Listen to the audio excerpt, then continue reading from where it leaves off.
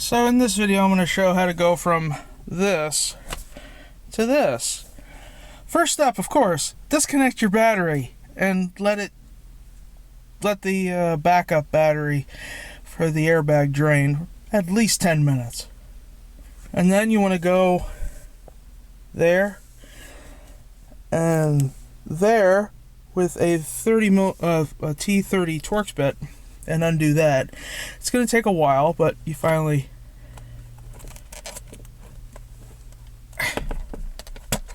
get it off. You disconnect the connection back here. We'll get to this bag in a minute.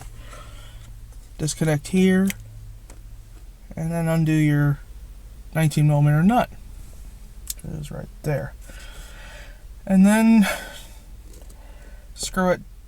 Don't take it all the way off and try to yank this thing. Now, it was a nightmare getting this thing off. Now here we have, once again, the connector. Now, like I said, pin 1 is downshift, pin 2 is upshift. Now there's 2 wires coming off each one.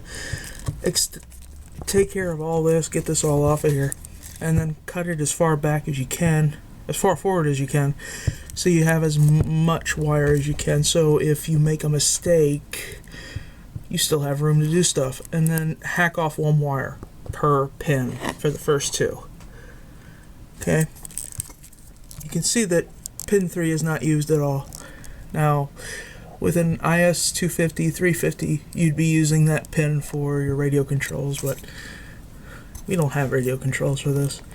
Pin 4 is yellow, that's your ground. Pin 5 is red. Now the cool thing is that red is your cruise, and it's like that on the FRS cruise control and on the IS, and I'm pretty sure basically every single Toyota that has this type of cruise, this one in the 2nd gen, red is power and black is ground. And of course you got the horn.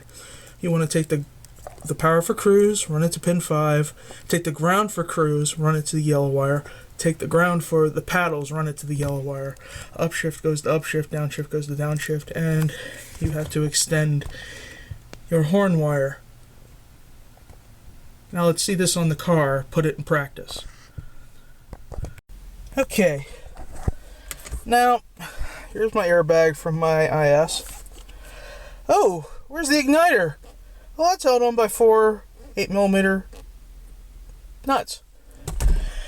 And if I pull this this airbag back, look at that. There is the igniter from my IS. And then here's the wiring and everything needed to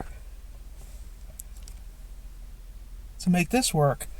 See, this completely plug and play. Pin 1 goes to downshift. Pin 2 goes to upshift. The ground for my cruise and my paddles go to pin 4. The cruise red wire goes to pin 5, and I extended the wire here. And then that's how you do it. I also had to trim back here a little bit so make that clear with the clock spring.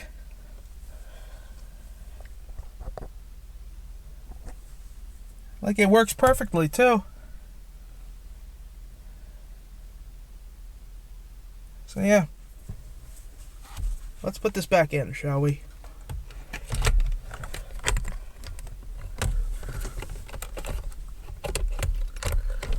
It just snaps in.